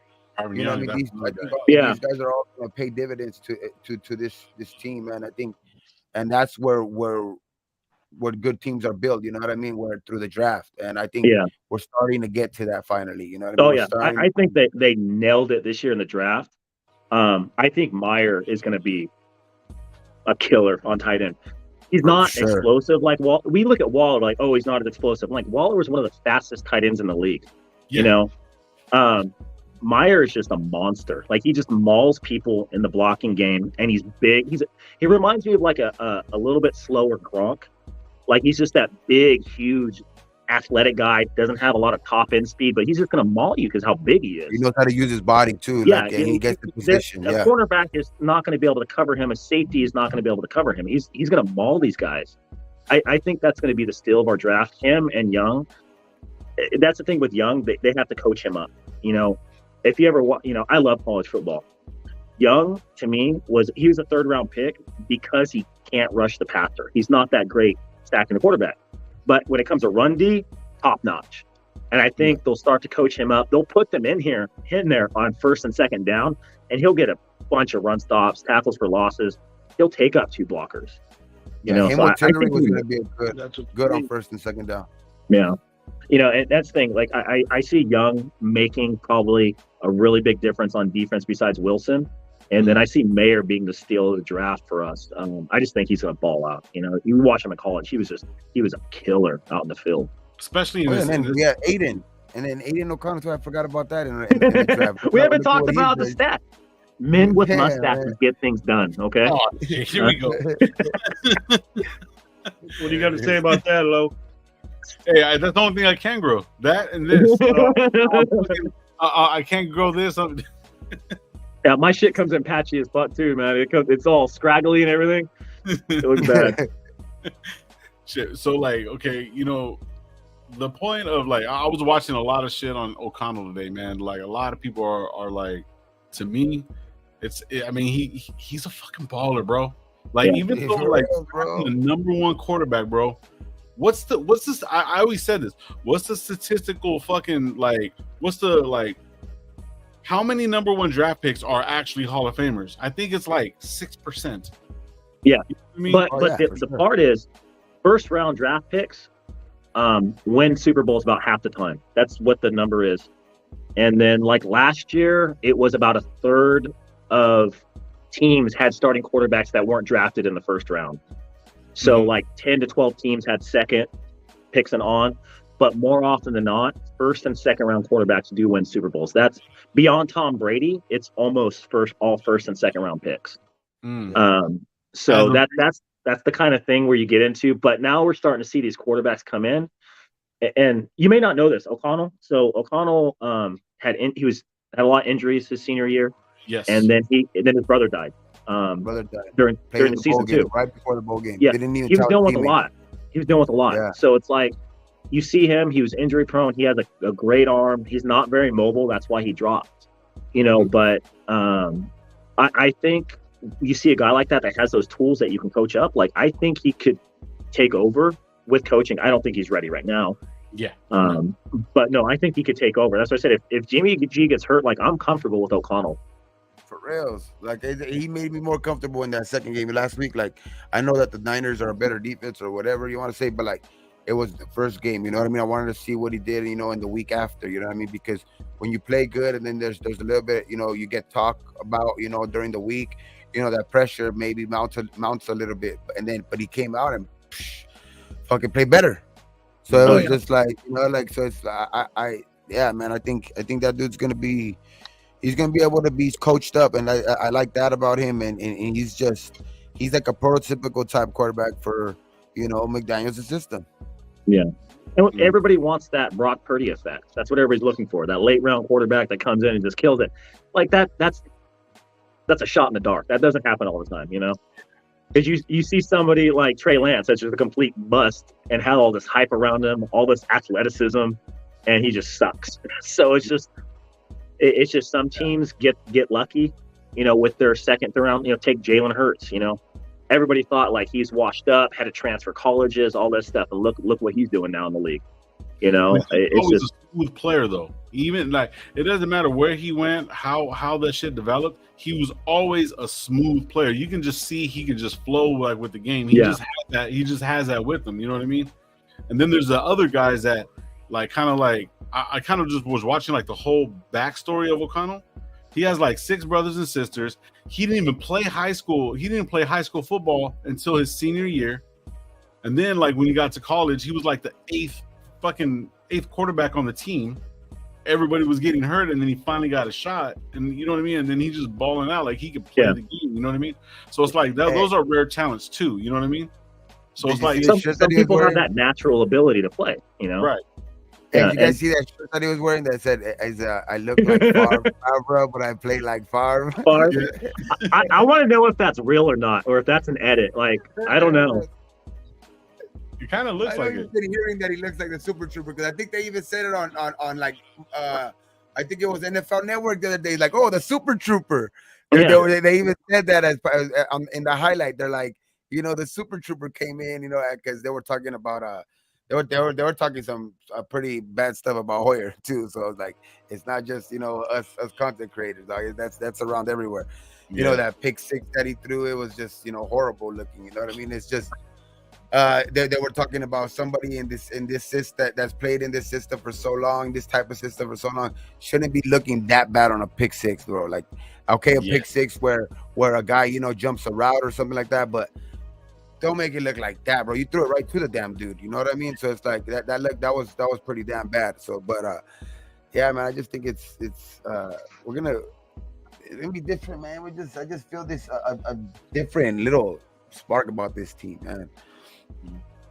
It's hope. We have hope. Well, that's what it is. That's what it is. It has to be. What's his name was his junior year. He was gonna be, if he would have went into the draft, he would have been a top pick in the first round. But he stayed. O'Connell, his junior year, his junior year, he was a top 3 to 5 quarterback at Purdue, and he for some reason went back for his senior year, and he got banged up, and he had all those other issues, and he just dropped in the draft. Who did he beat in the bowl game this year? Florida?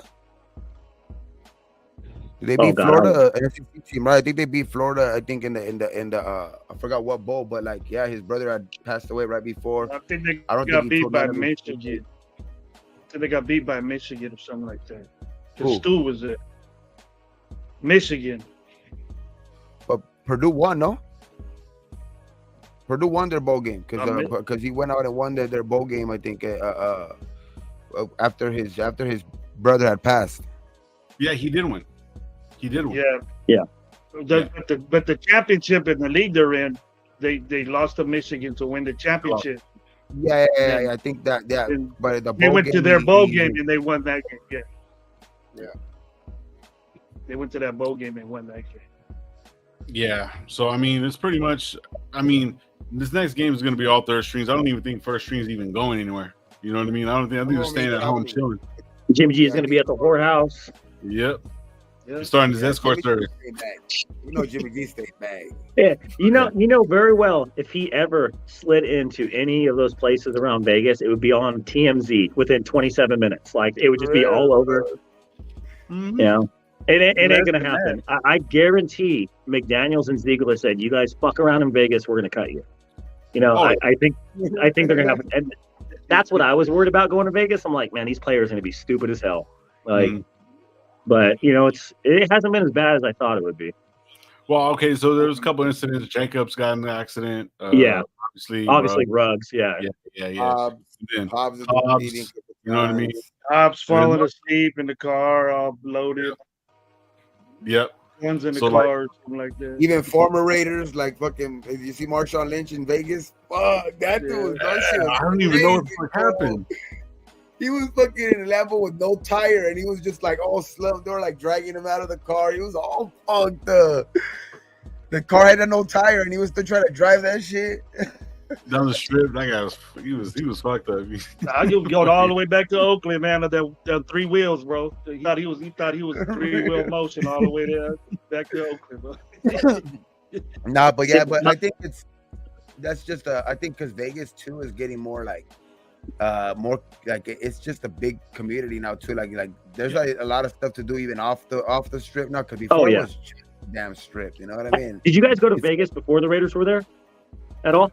Yeah, Oh, yeah, for It sure. was a shithole, man. It was dirty. There was prostitutes everywhere. There was garbage, homeless. Like I tell people, because people are like, "Hey, it's dirty there." I'm like, no. I was like, I feel comfortable walking down the strip with my kids at night now. Like it's that good now. I 100%, because I take my kids there every time I go.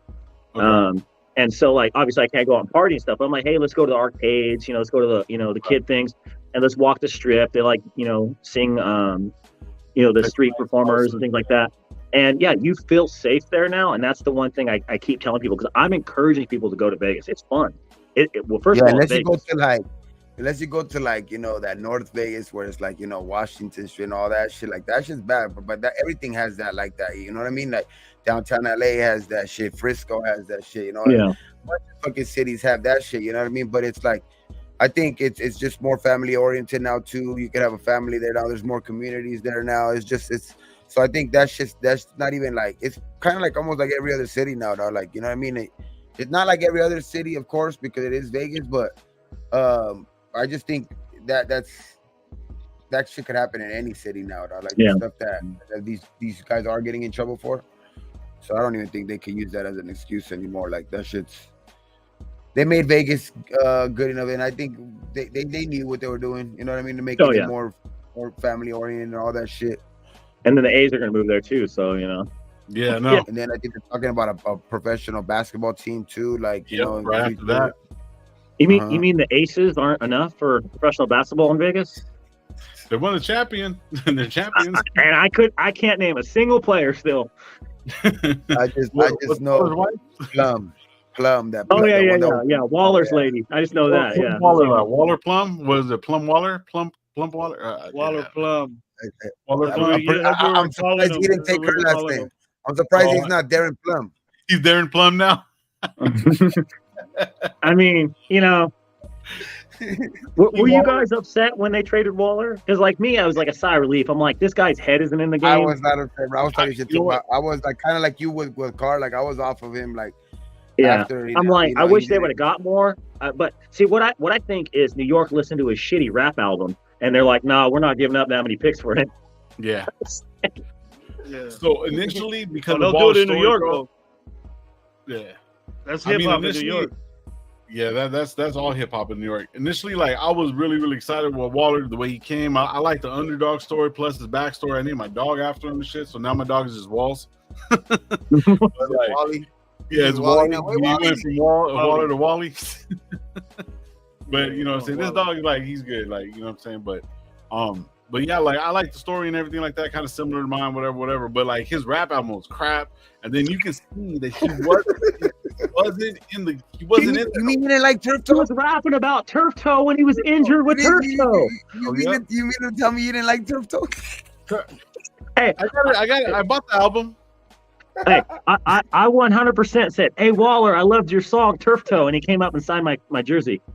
No bullshit. Hey, if you fucking It's in my He's a kids' baby. room. I am not gaslighting him joking. like a You wanna motherfucker. be- you wanna believe Hey, me? all you gotta do is I gaslight mean- him like a I lied through my fucking teeth. I mean, so I don't. motherfucker. That mustache, damn man. Fucking. And then he's making Tommy Red Joe. videos and shit. He's Waller's making the best videos rapper when alive. we're in a Wally playoff Bird. run. Oh yeah. Making videos when we're trying to get to the playoffs. I bro. just like even the year You're over before, here bro. hopping Like up. he missed all those games, and then all of a sudden we kind of like we were the last game of the season. We're about to play for the playoff position, kind of like a playoff game against the Chargers, and he decides to come back and all this shit. You know what I mean? But like it's just a bunch of stuff with him, dog. I just felt like he wasn't into football like that. You know what I mean? Like his just mind isn't really on football. You know what I mean? So I think what it was too. I think there was reports of him and Derek not just fucking seeing eye to eye, whatever, whatnot, and kind of like what the reports are kind of coming out now that it was a little rough waters with that guy. You know what I mean? It was just because he was just kind of like, oh, it's all me, it's all me, it's all me. So he kind of took it like that kind of far. So I could see Waller not like losing contact with him. Plus, man, he would throw him over the middle and get him fucking killed every fucking game. Like he was getting rocked over the middle, like and so I mean, if you look at him over there, like I watched a little bit of the Danny Dimes like little showcase whatever that he had, and he looked better. He looked like he was ready to go play some ball. I think that's what it was, and he's just ready to go play some ball. He got married and he just wanted to get out of there. I think that's probably what it is. So we'll see what happens, man. I mean, I'm not gonna say like, oh well, fuck that guy. I mean, but unless we're playing him, and when we are playing him, be like, fuck that guy. So you know. So, yeah. I don't think any of us are going to be like, fuck Waller because of his story. Like, we were all rooting for him, like everything that happened with Baltimore. Like, he was always good to us. I 100% think there were some issues internally that we don't know about, and he just checked out. Like, I think it was just 100%. Yeah. I keep saying, oh, he took the money and ran. I'm like, no, there's something going on. Like, he was just not there mentally. Yeah. I think it was just something like I think where he wasn't like. I understand where we're like, yeah, having shit off the field, hell yeah, you know what I mean? You're a football player, and like, it's football now, and guys are trying to build their brand and all that shit. I just, and if you want to be a rapper, fuck it, you know what I mean? There's other guys doing it or whatever. I just didn't like the fact that he was doing that shit, like literally, like during practice weeks, taking time off, taking time off, fucking do fucking music shoots and shit. Like the best Raider rapper of all time is Antonio Brown, obviously. I mean. Well, everybody forget about Charles Woodson? No, I'm playing. Yeah, like if you're doing that shit in your off season and you're doing that shit, do it up, fuck it. You know what I mean? That's you, man. That's your time. That's whatever. You know what I mean? But when it's like you're trying to be one of the best fucking tight ends out here in this league, there's dudes, getting bigger and faster and fucking stronger every day, dog. It's like your ass needs to be in the playbooks, and the fucking going out there on the jug machine, like. That type of shit, like not worrying about fucking how to shoot. Where am I gonna shoot my video at and like this shit, like. Yeah, he flew to Seattle to go shoot a gangster video. I was like, "There's no." Did he fucking really? Like in the middle of the season, that's where he went? Yeah. I didn't know that. Yeah. I didn't know that. Yeah, like during like a practice week, he had to ask like permission to go like during like he was hurt, but he had to ask like he was coming back from his like injury, but I guess he had to ask to go. Miss pretty much like, practice to go fucking shoot a video. Wait. I would love to be a fly on the wall. Did he just go up to like Ziegler and McDaniels like, hey, I gotta go shoot a rap video. Like, can I miss practice today? I ain't paying like, anyway, my hamstring. Did he get a hall pass or what? Like, come on. Like, are you like if you're asking that question, they're gonna fucking cut you. If that happened, come on. Like that's if we knew about that, I got some family issue, and then come back. That's what I thought. He had family issues. That's what they were reporting. Like he was missing practice because he had family issues and there are personal problems, and it was an excused absence. That's what they report on ESPN. Really? I was just talking shit. Did he really fucking go to Seattle? Yeah. That's exactly what he did. Dude. He came God. The video came. Now when they were going on their playoff run. That was the year with when we had beat San Diego, and then we were during that week of going to the playoffs to play Cincinnati. Yeah. The video comes out after the win in San Diego, in that weekend, right after the game, and I'm like, what the hell is this guy doing? Well, and you can see that he wasn't into it and shit like that. All of a sudden, he's healed up miraculously. He's healed up and wants to play in a playoff game. And then rapping about turf That's toe. weird shit, man. Right there and then. Man, the irony in that shit. Rapping about turf toe. Dog. Like, what the fuck? Yeah, that's just crazy. I think he was talking about Trayvon Mullen. Really, I think he made that video for Trayvon Mullen. Yeah. Oh, well, that shit was just fucking. It was just that. It was time that was my for dude right there. Trayvon Mullen was my guy. I like Mullen, and there's one reason. So when we played the Cardinals, I took a toddler jersey, Kyler Murray toddler jersey to the game, and I sat in the front row, right? And I'm screaming out to Murray, I'm like, "Hey, bro, it's game used. It's game used." And Mullen comes up to me, he's like, "That shit's funny as hell." And then he's like, "Hey, Kyler," and he points at the jersey and then runs off. And then Kyler's just like shaking his head, like all pissed off and shit. and then security came up to me, was like, "Hey, you got to put the jersey down. We won't put you on TV." I'm like, "All right, whatever." Yeah, he probably must have said something, dog. What a fucking little rat, man. And then when I got back home, I returned it on Amazon. I got my $13 back. So. Okay. Yeah, that was against the beat us, huh? Yeah. Yeah. When he was running around like an angry toddler, and he scored a touchdown, and then God. I was 20 in that. so I was in the front row when he got hit. People were asking me if I was the one that hit him, because it was right next to me, and it was a Cardinals fan that slapped him in the face. And then like, as I had the jersey and stuff, I pulled it back up. Like JJ Watt like came up to my face and told me to go F myself and all this stuff. And then I was scared. They big. Like, oh shit. Oh yeah, I remember that shit, dog. That shit was crazy. Who went up to you? Who went up to you? Like all the players went up there. Were like, we're trying to trying to point out. So person that did it in the stands.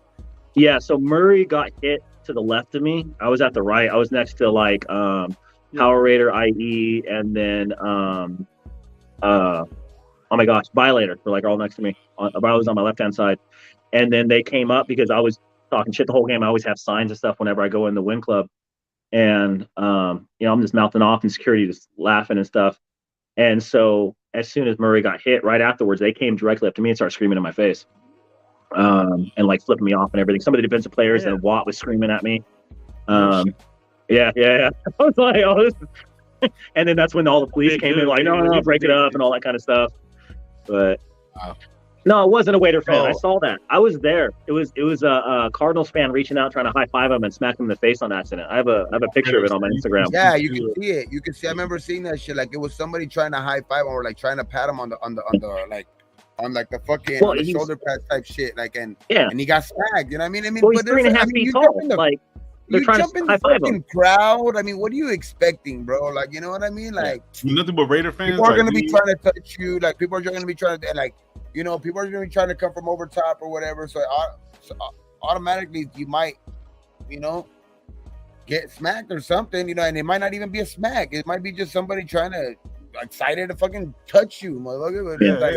Well, at that day, I was happy. I was like, okay, this is the day Vegas earned my respect. And I'm like, a fan in the Win Club smack Kyler Murray. I'm like, we're back. I was like, and it was a fucking Cardinal fan. It was some fucking rich white guy named Greg that's an accountant and actually tried to high five a midget. I was like, I hated all the publicity that shit got with the Patriots fan and the fucking lady. That shit was horrible, bro. I hated all that publicity that shit got. Like, that fool got to sit with Kraft in his sleeves the next week and all this bullshit. Like, that shit happens in every fucking stadium. Get the fuck out of here with that bullshit, man. Like, bro, people throw batteries at other fans at other stadiums, like in Philadelphia and shit. Like, that shit's crazy to me, bro. Like, that shit was just just to make the Raider fans seem bad. So hear me out. Let me harass one of you at a game, and we'll put it online and see what we can get done. For real, son. Like, shit, man. Get a free sweep. You just dress up like as another team, and I would just be like, oh, man. And then I'll be like, we'll say that I felt really hurt. I felt really threatened by everybody in the stands, and like, Fuck, man. Emotional my distraught. I'm gonna have my cousin from fucking. He's a Chicago fan. I might have him talk shit to me. So good, like, and then we're gonna put it online. I'll see if they say anything. Yeah. You see, the dumbest shit was Devontae when he got that shit. But shout out. Oh, did he pay the guy off yet or what? I know they're going to court. No, he was found. Yeah, the charges were dropped, so he must have paid him off. Yeah, I know because they were talking about the civil because he filed a civil lawsuit and then you stopped hearing about it. So he probably paid him off. I think the guy dropped the case. The guy dropped the case or whatever because he must have got paid off for sure. Like, I would have went to work the next day in a neck brace. Like, oh, I'm so hurt. Should have wheelchair. Well, he was. No, wasn't he saying that for emotional damage and all this shit? Like emotional damage. Fucking uncle. I mean, that was a primetime game. The United States knows you're a bitch. Like that is emotionally damaging. Yeah, that is true. That is true. But like, bro, if you're on the field, bro, you're bound to get fucked up. Like not even on the field, on blocking the path. Blocking the path to go where you're going, bro. Like there's only one way to get to that tunnel, and he's blocking the fucking path. Like get the fuck out of the way. And DA was looking the other way, and you can see that when he turns back, that fool's like right there, right then, like. And the way I think he's feeling, he ain't trying to juke him. Fuck that shit. Fuck out of the way, bro. Like, you shouldn't even be in my way in the first place. Yep. And that was the same game when from a cap. That wasn't it. Never Cap. If he didn't pay shit, Raider Paul, then that's cool shit. Yeah, if you ever met Devontae's hella cool. Like he's a chill dude. Like there's not a mean bone in that guy's body. Yeah. So I was like, when I started seeing that story, I'm like, man, this cameraman's full of shit. Yeah, that's what I mean. It is what it is, bro. But I mean, shit. So like this year with Devontae and everybody that we got, bro, it's gonna be. I'm ready for this year, bro. I'm ready for this season just to fucking start and see where we're gonna be at, see where everything's gonna lay, bro. I'm ready, bro. I'm tired of this shit. That's it, bro. Like 2.5 weeks. That's it. I know. 2.5 weeks. Or like 3 weeks. I mean, we got opening day in Denver. Denver hasn't beat us in 4 years. I like to remind them of that. 3 or 4 years. Yep. We're on that ass. I know it's early and shit, but fuck it. What's the first quarter of the season? What are you looking at? And we'll just answer it, and then after that, we'll just go to get out of here after that because we're already going on 2 hours. Thank you everybody for pulling up, man. If you haven't subscribed to Josh, go to Goat. You don't have a YouTube channel yet, huh? No, I don't. You do YouTube. I just made a Twitter like 3 days ago. It's the Goat 2099. I just have Instagram, man. That's the only thing I do. Yeah, that's cool right there. So then you guys know us, Gravy. We have Raiders Outsiders. I'm obviously here, they're Glow, and then you got Raider Gabe 420. So we're gonna be doing a bunch of shows. Gabe does shows on Wednesday. I do Sunday, Tuesdays, and Thursday nights. And then Gravy, when he gets a chance to start setting up, he's gonna be doing his stuff too. So, but yeah, man. So just the first quarter season. Just overlooking with everybody that we got, not the cuts, but just the main people that we do got. Like, what are you looking at? Anybody can answer it. Like the first half, like first 8 games? No, I'll say first quarter of the games, the first 4. So I mean, we got Denver. I think we're gonna get the dub there. Flying to Buffalo is gonna be rough. That's gonna be rough. I think. Yeah, that's gonna be a rough one. We probably take the L there. The Steelers, Pickett's fucking trash. So I think we're gonna beat the Steelers. I could see us going 3-1 the first 4 games. Like our the beginning of our season is not hard. It's we got to win those early games to set the tempo. If we go 2-2 or 1-3, it's gonna be a rough season. But I see us going at least 2-2. Things go right, we go 3-1. Yeah, because if we go 2-2, 3-1.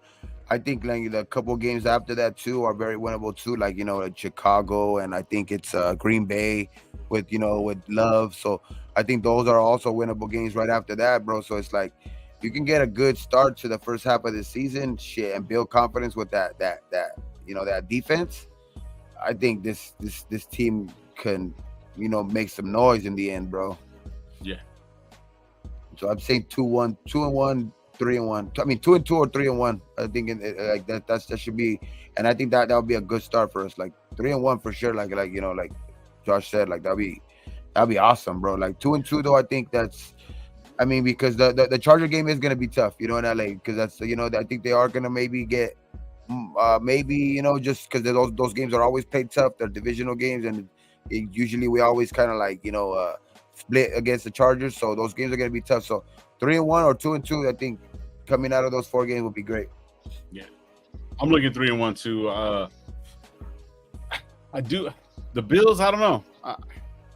I kind of have just a sneaky suspicion we might lose to the Steelers. I don't know why. I just having this weird feeling about it. But yeah, I see us 3-1 at least. That's going to be acceptable for me. Anything less, but just being fucking civilized. No, sorry, I had to use that. Now, if we go 1-3. Then fuck. It's gonna be buff. It's gonna be. Hey, I'm selling my tickets. If we're on a losing path, and when LA comes, bro, you can go by yourself, bro. Fuck that. I ain't not playing. We'll bounce that ass. Man. The only game I was worried about was Buffalo. That's it. But it's gonna be a physical game, and we're gonna shut them out, bro. It's over. We 4-0. Calling it right now. There you go. Raider Ball State 4-0 too. If we go 4-0, it's going to be fucking wild this season. Yep. Wild. That's right. Yep. I think if we go 3-1, if we go 3-1, wild this season. Yeah. Bro, if we go 3-1, it's going to be wild. Yep. We go 3-1. Those people aren't going to be selling their tickets in Vegas. They're going to be there. We're actually going to have a home field advantage. I think that's what needs to happen. Mm-hmm. Yeah, I know. We go 3-1, 4-0. Damn, this season is gonna be a great season because you get your young guys at the beginning of the season with that type of confidence. They start flying around. Whoo, I could see this fucking having a great season. And then for sure I could see a 12-win season, dog. 12 shit. Oh man, that's the type of shit I'm excited for, man. That's what I want to see, bro. Like, wow, fuck. It's here though. It's here though, dog. Raider football, man. Fucking, there's no other time like the fall, man. You know what I mean? Like shit. Tacos and J-Lot and fucking beer. It's great. Yeah. I won't be smoking. I'm a smoker, so you know what I'm saying. So it's like I don't drink, but shit, I'll be eating all those fucking tacos. Gonna be high as hell.